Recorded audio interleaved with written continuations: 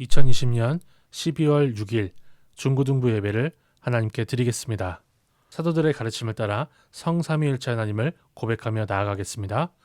전능하사 천지를 만드신 하나님 아버지를 내가 믿사오며 그 외아들 우리 주 예수 그리스도를 믿사오니 이는 성령으로 잉태하사 동정녀 마리아에게 나시고 본디오 빌라도에게 고난을 받으사 십자가에 못 박혀 죽으시고 장사한 지 사흘 만에 죽은 자 가운데서 다시 살아나시며 하늘에 오르사 전능하신 하나님 우편에 앉아 계시다가 저리로서 산자와 죽은 자를 심판하러 오시리라. 성령을 믿사오며 거룩한 공회와 성도가 서로 교통하는 것과 죄를 사하여 주시는 것과 몸이 다시 사는 것과 영원히 사는 것을 믿사옵나이다. 아멘. 하나님 아버지 감사합니다. 오늘도 온라인으로 예배하게 하시니 감사합니다. 우리가 집중하여 주님 앞에 예배를 하며 주님께서 주신 말씀을 상고할 때 우리 마음에 불을 주시고 열정을 주셔서 하나님의 말씀을 향한 열정을 가지고 주님 앞에 나아가게 하시며 주의 말씀을 들을 만한 귀가 있고 또 좋은 밭 같은 마음이 있어서 30배, 60배, 100배의 열매를 맺게 하여 주시옵소서. 하나님, 우리가 어느 곳에 어느 장소에 어느 시간에 있든지 간에 주님을 영화롭게 하고 주님을 높여드리는 예배의 삶을 놓치지 않게 하시고 주님을 기뻐하며 주님을 영화롭게 하는데 우리의 인생을 바칠 수 있도록 붙잡아 주옵소서. 남은 한 해를 주님 앞에 맡깁니다. 그리고 다가올 새해를 주님 앞에 올려드립니다. 주님 보시기에 아름답고 주께서 다시 오셨을 때 잘했다 칭찬할 만한 그러한 인생을 살아드리게 하옵소서. 그러한 인생을 살 수 있도록 주님께서 함께 하옵소서. 예수님의 이름으로 기도드립니다. 아멘. 요담이 왕이 되었을 때의 나이는 25세였습니다. 그는 예루살렘에서 16년 동안 다스렸습니다. 그의 어머니는 사독의 딸 여루사였습니다. 요담은 그의 아버지 우시아처럼 여호와께서 보시기에 옳은 일을 했습니다.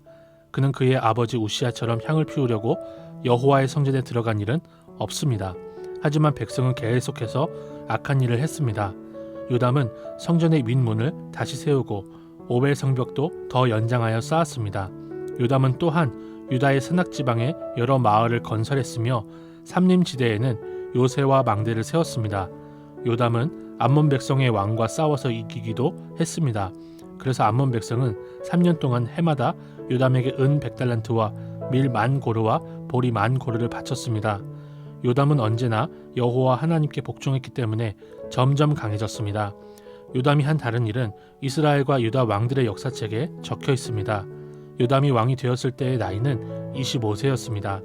그는 예루살렘에서 16년 동안 다스렸습니다. 요담이 죽어 다윗성에 묻혔습니다. 요담의 아들 아하스가 그의 뒤를 이어 왕이 되었습니다. 아하스가 왕이 되었을 때의 나이는 20세였습니다. 그는 예루살렘에서 16년 동안 다스렸습니다. 그는 그의 조상 다윗과 달리 여호와께서 보시기에 나쁜 일을 저질렀습니다. 아하스는 이스라엘 왕들의 죄의 길을 그대로 따라 쇠로 우상들을 만들고 바알을 섬겼습니다. 그는 흰놈의 아들 골짜기에서 향을 피웠고 자기 아들까지도 불에 태워 제물로 바쳤습니다. 그는 여호와께서 쫓아낸 다른 나라들의 역겨운 죄를 그대로 따라했습니다. 아하스는 산당과 언덕, 모든 푸른 나무 아래에서 제사를 지내고 향을 피웠습니다.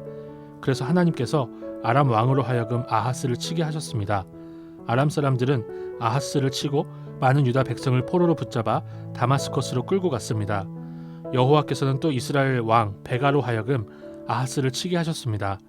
베가의 군대가 아하스의 군인들을 많이 죽였습니다. 베가는 르말라의 아들입니다. 베가의 군대는 하루 동안에 용감한 군인들을 12만 명이나 죽였습니다. 베가가 그들을 칠 수 있었던 것은 그들이 여호와를 저버렸기 때문입니다. 시그리는 에브라임의 용사였는데 그가 아하스 왕의 아들 아마세야를 죽였습니다. 시그리는 또한 왕궁을 관리하던 신하 아스라감과 왕의 다음 가는 신하 엘가나도 죽였습니다. 이스라엘 군대는 자기들의 동족 20만 명을 사로잡았습니다. 그들은 유다에서 여자아이와 남자아이 그리고 부녀들을 사로잡았으며 값진 물건들도 많이 빼앗아 사마리아로 가져갔습니다. 그때 오뎃이라는 여호와의 예언자가 있었는데 그는 사마리아로 돌아오는 이스라엘 군대에게 말했습니다.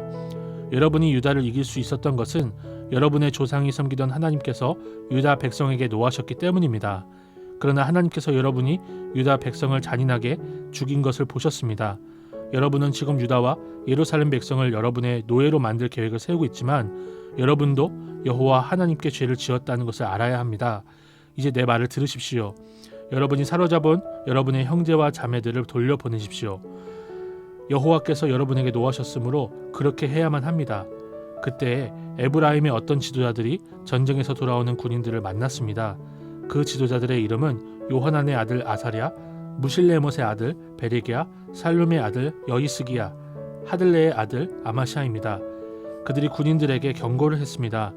유다에서 사로잡아온 포로들을 이리로 데려오지 마시오. 그렇게 했다가는 우리가 죄인이 될 것이요. 그렇지 않아도 우리 죄가 커서 여호와께서 이스라엘에게 노하셨는데 그렇게 했다가는 우리의 죄와 허물이 더욱 커질 것이요. 그래서 군인들은 그곳의 관리와 백성이 보는 앞에서 포로들을 풀어주고 값진 물건들을 내놓았습니다. 앞에서 말한 지도자들이 그 포로들을 넘겨받았습니다. 그 네 사람은 이스라엘 군대가 빼앗아온 옷 가지를 헐벗은 사람들에게 입혀주었습니다. 그들은 포로들에게 옷과 신발과 먹을 것과 마실 것과 약을 주었습니다. 몸이 약한 포로들은 나귀에 태워주었습니다.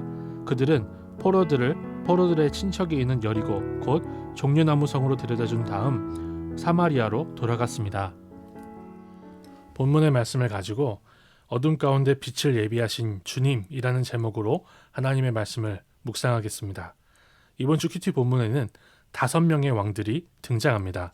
요아스, 아마샤, 우시야, 요담, 그리고 아하스입니다.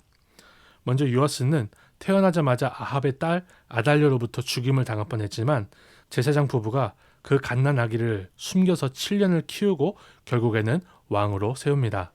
그렇게 왕이 된 요아스는 자기를 키워준 제사장 여호야다가 살아있을 때는 하나님을 섬겼지만 그가 죽자마자 유다의 관리들과 함께 하나님을 떠나버립니다. 우리는 여기서 자립신앙의 중요성에 대해서 교훈을 받습니다. 이제 고3 학생들은 선생님이나 부모님의 그늘을 떠나 사회로 진출할 것입니다. 그럴 때 요아스와 같이 넘어지지 않기를 간절히 기도합니다. 누가 잡아주지 않아도 굳건하게 서서 주님을 찬양할 수 있는 성도로 설 수 있기를 소망합니다. 저는 바로 이것을 위해서 여러분에게 한 해 동안 큐티를 권장했어요. 그리고 앞으로도 권장합니다. 우리가 교회로 모일 때에도 사람을 보면 넘어질 수 있어요. 목회자도 부패할 수 있고요. 이 땅에 어느 누구도 붙잡고 의지할 수 있는 사람이 없습니다. 그것이 성도라도 그렇습니다. 오직 주의 말씀을 스스로 붙드는 하나님의 사람이 되는 것이 주님이 오실 때 칭찬을 받는 믿음이라는 것이죠. 사회로 나가기 전에 아직 시간이 있는 후배 여러분, 주님의 말씀을 붙들고 스스로 일어서는 훈련을 열심히 받으시기 바랍니다. 혼자 있는 시간에 큐티하느라 바쁜 여러분의 연말이 되기를 바랍니다. 이제 요아스의 아들 아마샤가 왕이 되는데 이 아마샤는 겉과 속이 다른 신앙을 우리에게 보여줍니다. 아마샤 왕은 겉으로는 하나님 앞에서 올바른 일을 했어요. 그렇지만 참 마음으로 하나님을 섬기지는 못했습니다. 그는 하나님이 에돔 사람들과 싸워 이기게 하시니까 자기가 잘난 줄 압니다.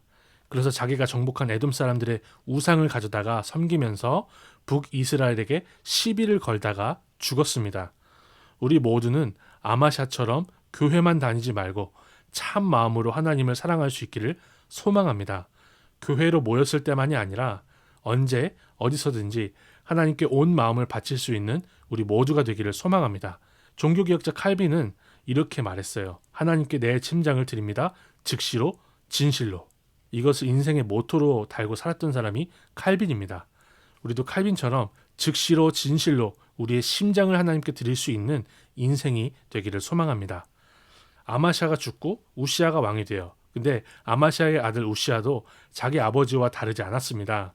우시야도 하나님 앞에 옳은 행동을 하기는 했지만 하나님이 강하게 하시자 교만해졌어요. 우시야는 하나님의 성전에 들어가서 하나님이 제사장에게만 명령하신 일을 자기가 하려고 하다가 문둥병에 걸려버렸습니다. 우시야는 하나님이 자신을 강력한 왕으로 세우신 것에 만족하지 않았고요. 그 당시 이방 우상을 섬기는 왕들처럼 왕이 제사장의 일도 하려는 교만을 보여준 것입니다. 신정일치 사회를 만들려고 한 거예요. 그래서 우시야는 이 사건 후에 문둥병자가 되어서 죽을 때까지 격리되고 죽어서도 격리돼서 묻힙니다. 우리는 우시아를 보면서 우리가 주께로 받은 것에 만족하며 사는 것이 행복 그 자체이며 주께서 금지하시고 명령하신 율법에 순종하는 것이 오히려 참된 자유라는 것을 배울 수 있으면 좋겠습니다. 그리고 오늘 본문에는 두 명의 왕이 등장합니다. 먼저 문둥병에 걸려 죽은 우시아의 아들 요담 왕인데요. 이 왕에 대한 기록은 다른 왕들에 비하면 너무나 짧습니다. 이 왕은 특별히 잘못한 것이 없는 모범생이라고 할 수 있어요. 언제나 여호와 하나님께 복종했다라고 그렇게만 평가가 되는 사람이거든요. 다른 왕들에 비교하면 요담은 정말 별 특징이 없는 것 같습니다.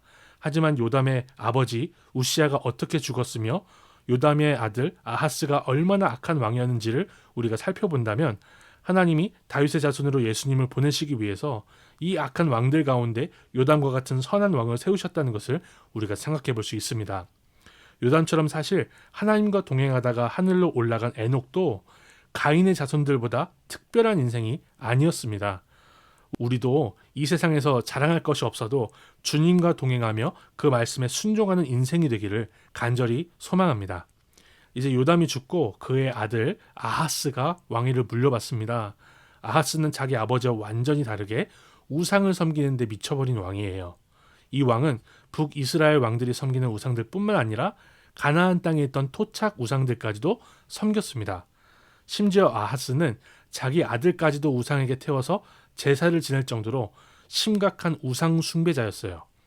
하나님은 이렇게나 악한 아하스와 남유다를 아람 사람들에게 넘겨버리셨습니다.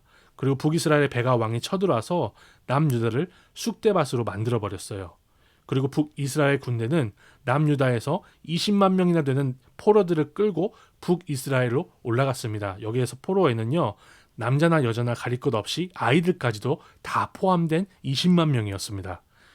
이렇게 하나님이 다윗에게 주신 언약은 끝을 알 수 없는 어둠의 터널로 들어가는 것 같아 보입니다. 그러나 이때도 하나님은 이 어둠 가운데 한 줄기 빛과 같은 하나님의 사람들을 세우셨습니다. 하나님은 오뎃이라는 예언자를 보내셔서 북이스라엘 군대가 그들의 수치를 깨닫게 하세요. 그리고 이어서 20만 명의 포로들이 끌려가는 현장을 4명의 에브라임 지도자들이 보게 하십니다. 이 사람들은 모두 북이스라엘이 하나님 앞에서 큰 죄악을 저지르고 있다는 분명한 죄의식과 죄에 대한 자각이 있었던 사람들이에요. 하나님 앞에서 죄를 돌아볼 수 있는 사람들이었습니다. 그리고 이 4명의 지도자들은 20만 명의 남유다 포로들을 모두 여리고성으로 되돌려 보냅니다. 우리는 이렇게 악한 왕들 가운데서 특징이 별로 없었지만 하나님을 잘 섬겼던 요담 왕을 봅니다. 그리고 아하스의 죄로 인해서, 그리고 이스라엘이 우상을 섬겼던 그 죄로 인해서 남유다의 20만 명이 포로로 끌려올 때 그들을 향해서 하나님의 뜻을 선포한 오뎃 선지자를 우리가 보게 됩니다. 그리고 자신들의 죄를 돌아보며 하나님 앞에서 더 이상 죄를 짓지 않고 끌려온 포로들과 그들의 물건들을, 귀한 물건들을 돌려준 4명의 지도자들을 우리가 보게 되는 것이죠. 이렇게 하나님은 암흑과 같은 죄악이 가득한 상황에서도 여전히 그의 사람들을 빛과 소금으로 역사 가운데 세우십니다. 그리고 그들을 통해서 하나님이 남유다를 보전하셔서 결국엔 다윗의 자손으로 예수님이 오게 하시는 것입니다. 그리고 이제 다윗의 자손으로 오신 예수께서 우리에게 이렇게 말씀하십니다. 너희는 세상의 빛과 소금이라. 우리는 죄악이 가득한 이 세상에서 요담과 같이 별 특징이 없어도 주께서 세우신 빛과 소금으로 살아야 할 줄을 믿습니다. 이것이 우리의 소명이죠. 또한 이 죄악된 세상에서 자신과 공동체의 죄악을 돌아보고 작게나마 고쳐나갈 수 있는 개혁자들로 살기를 소망합니다. 사실 중세 천년은 어둠 가운데 있었던 시대로 불립니다. 영어로는 다크 에이지라고 불려요. 이런 중세에는 하나님의 이름으로 자행된 수많은 죄악들이 있습니다. 교황의 인장을 받아서 수많은 이방인들을 죽이는데 그것을 하나님의 영광이라고 가리키기까지 했으니까요. 불법이 성행하는 시대였고 불법이 곧 법이었던 시대였습니다. 그러나 하나님은 그 가운데서도 빛과 소금으로 그의 백성들을 세우셨습니다. 왈도파 혹은 발도파라고 불리는 사람들은요, 순교를 불사하고 하나님을 바르게 믿고 성경을 따라 예수님을 바르게 고백했던 사람들입니다. 이처럼 마틴 루터가 99개조 반박문을 붙이기도 전 1517년 전에 이미 하나님이 그의 백성들을 이 세상의 빛과 소금으로 세우셨던 수많은 예시들을 우리가 찾아볼 수가 있어요. 우리는 코로나 시대를 살고 있습니다. 저는 이렇게 공동체 예배가 파편화될 수밖에 없고 집에서 온라인으로 혼자 혹은 가정 단위로만 예배할 수밖에 없는 시대가 오히려 우리에게 기회라고 생각을 합니다. 한국 교회는 설교자나 목회자 혹은 교회의 소수인 지도자들에 의해서만 움직여 갔습니다. 그러나 종교개혁의 정신은요, 어떤 지도자들만이 개혁자가 되는 것이 아니라 모든 성도가 개혁자가 되어야 한다라고 가르칩니다. 성도들이 설교를 듣는 수준이 높아져서 질문할 수 있고 또 반문할 수 있어야 설교자가 더욱 공부하고 노력해서 하나님의 말씀을 바르게 전할 수가 있습니다. 아무리 하나님 앞에서 무릎을 꿇고 설교를 준비하며 수많은 자료와 심지어 기독교 고전들을 들여다보면서 설교를 준비해봐야 뭐합니까? 설교를 듣는 사람이 알아듣지 못하면 그렇게 가르칠 수가 없어요.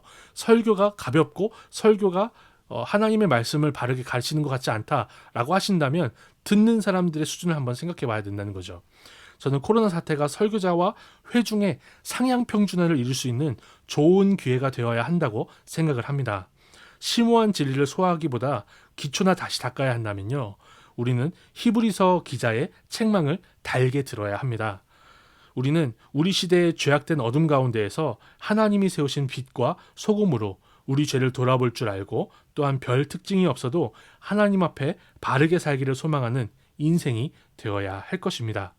이러한 도전과 이러한 고백으로 한 주를 살아가며 주의 말씀을 묵상할 수 있는 우리 모두가 되기를 소망합니다. 주님께서 가르치신 기도를 따라 함께 기도하며 마치겠습니다. 그러므로 너희는 이렇게 기도하라. 하늘에 계신 우리 아버지여, 이름이 거룩히 여김을 받으시오며 나라가 임하시오며 뜻이 하늘에서 이루어진 것 같이 땅에서도 이루어지이다. 오늘 우리에게 일용할 양식을 주시옵고 우리가 우리에게 죄 지은 자를 사하여 준 것 같이 우리 죄를 사하여 주시옵고 우리를 시험에 들게 하지 마시옵고 다만 악에서 구하시옵소서. 나라와 권세와 영광이 아버지께 영원히 있사옵나이다. 아멘. 알리는 말씀을 드리겠습니다. 중고등부가 주님이 주시는 지혜로 2020년도를 잘 마무리하고 2021년도를 잘 시작할 수 있도록 기도해 주시기 바랍니다. 우리 고3이 수능이 끝났지만 면접이라든가 논술이 남아있다고 합니다. 그래서 우리가 끝까지 기도해 주며 함께 사회로 나가는 우리 선배들을 응원할 수 있으면 좋겠습니다. 코로나가 급변하는 상황 가운데 다음 주는 어떻게 변할지, 그 다음 주는 또 어떻게 변할지 우리가 전혀 알 수 없는 상황이잖아요. 주님 앞에 기도하며 우리가 모일 수 있을 때 힘써 모여서 예배할 수 있으면 좋겠습니다. 주님 안에서 주의 말씀을 붙들고 죄와 싸워 이 세상의 가치와 싸워 승리할 수 있는 우리 모두가 되기를 바랍니다. 승리하십시오.